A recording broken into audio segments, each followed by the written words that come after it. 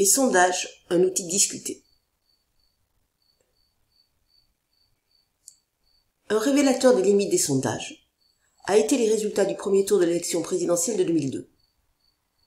En effet, à un mois du premier tour des élections, les sondages prévoient que Jacques Chirac et Lionel Jospin vont être en tête à la fin du premier tour.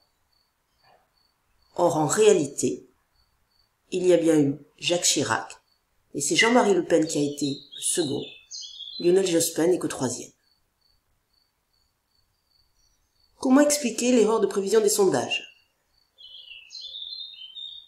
D'abord, parce que les sondés hésitent à déclarer leur non-participation aux élections. Il y a alors une sous-estimation de l'abstention. Ensuite, parce que les sondés hésitent à déclarer leur vote pour Jean-Marie Le Pen. Il y a alors une sous-estimation du vote Front National et donc du vote pour Jean-Marie Le Pen. Ainsi, les sondages ne permettent pas une mesure pertinente de l'opinion publique. Autre explication, les sondages vont modifier les comportements d'abord des candidats. Ainsi, Lionel Jospin a laissé se multiplier les candidatures à gauche et a mené une campagne de second tour dès le premier tour, puisqu'il était persuadé d'être qualifié pour le second tour. De même, les sondages vont influencer les électeurs. Une partie des électeurs n'est pas allée voter, car le premier tour paraissait joué. Ainsi, les sondages influencent la vie politique. Première limite critique des sondages. Les sondages ne sont pas une mesure pertinente de l'opinion publique. La critique la plus connue est celle de Pierre Bourdieu. Dans son article « L'opinion publique n'existe pas ». Dans cet article, il veut mettre en évidence que l'opinion publique, définie comme l'addition des opinions individuelles et égales, est un phénomène créé par les sondages. Ainsi, un sondage n'est pas l'instrument adéquat pour mesurer l'opinion publique. En effet, l'opinion publique est formée dans l'interaction, à l'issue d'une délibération et d'une discussion entre membres d'une même communauté. Ce n'est pas la seule addition statistique de réponses. Or, c'est ce que mesure un sondage.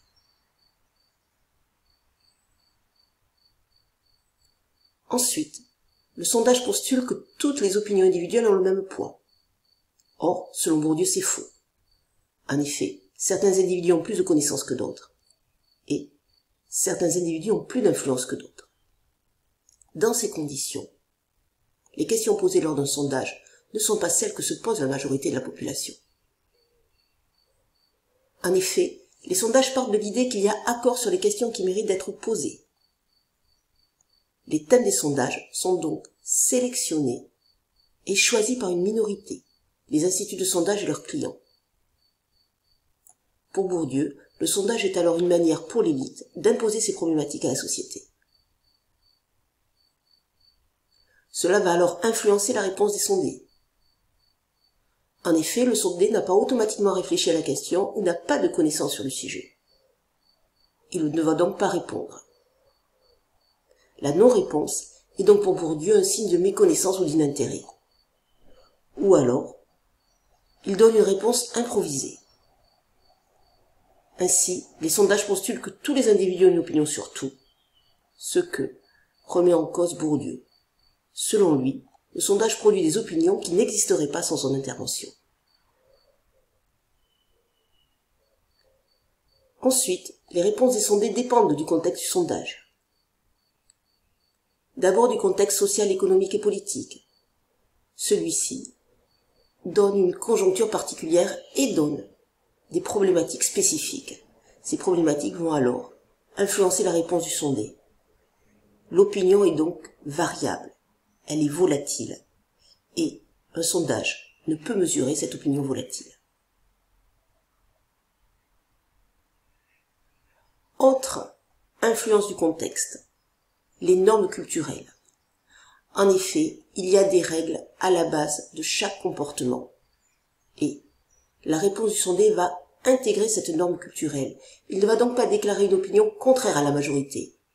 Par exemple, aujourd'hui, on considère qu'il est normal et valorisé d'aller voter. Un sondé hésitera alors à déclarer qu'il ne participe pas aux élections. Dans ces conditions, il va donc avoir une réponse qui est conformiste. Il va répondre comme il croit que la majorité va répondre. Les sondages vont aussi influencer la vie politique. D'abord, parce que les sondages vont influencer les électeurs. Les sondages vont avoir un impact sur les préoccupations de la population. Ce sont les théories de l'agenda. Ces théories considèrent qu'il y a aujourd'hui un nombre élevé d'événements et que les médias ne peuvent en parler de tous. Elles vont donc faire un tri, en sélectionner une partie. Il va alors y avoir des sondages sur ces thèmes retenus et la population va alors penser que ce sont les sujets les plus importants.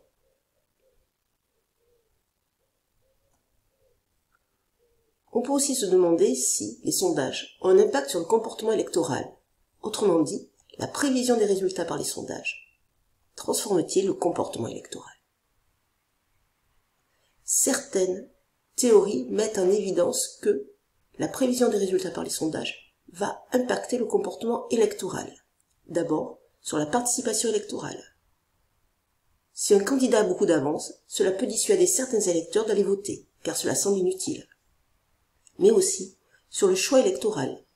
On va mettre en avant deux effets contradictoires. L'effet bandwagon. Ici, cela incite les électeurs à voter pour le candidat en tête, c'est le vote utile. Et l'effet underdog. Ici, c'est l'effet contraire. Cela va inciter les électeurs à se mobiliser pour le candidat à la traîne. Des enquêtes ont été menées pour mesurer justement cet effet des sondages sur le comportement électoral. D'abord, des études nord-américaines qui ont montré que les effets bandwagon et underdog semblaient limités. Ces études nord-américaines, mais aussi quelques études françaises peu nombreuses, ont montré en revanche que le vote stratégique était créé par le sondage. L'électeur va voter pour un autre candidat que celui choisi au départ. Les sondages vont aussi influencer les candidats aux élections. D'abord, cela va avoir un impact sur la sélection des candidats à une élection par un parti. En effet, un candidat à l'investiture d'un parti peut utiliser de bons sondages pour avoir de nouveaux soutiens et de nouveaux financements. Cela va donc pousser à sa sélection par son parti. Les sondages vont aussi influencer le programme des candidats. En effet, les sondages vont indiquer les préoccupations des électeurs, et donc, pour être élu, le candidat va orienter son programme vers ses préoccupations. En effet, on a déjà vu que le vote sur enjeu est de plus en plus important aujourd'hui. On passe alors à une modification des institutions démocratiques. On passe d'une démocratie représentative à une démocratie d'opinion. Ces deux formes de démocratie vont être radicalement différentes. D'abord, quand les citoyens vont donner leur avis. Dans la démocratie représentative, c'est lors des élections. Pour la démocratie d'opinion, c'est lors d'un sondage. À quelle fréquence? Dans la démocratie représentative, c'est chaque 5 ans, lors des élections présidentielles ou législatives. Dans une démocratie d'opinion, c'est tous les jours, quand un sondage est réalisé. Comment donner son avis? Dans la démocratie représentative, c'est par le vote. Dans la démocratie d'opinion, c'est la réponse au sondage. Comment fonctionnent ces deux formes de démocratie?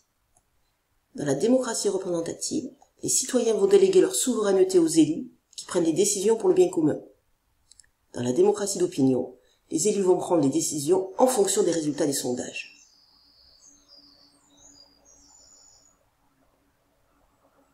Quelles sont alors les limites?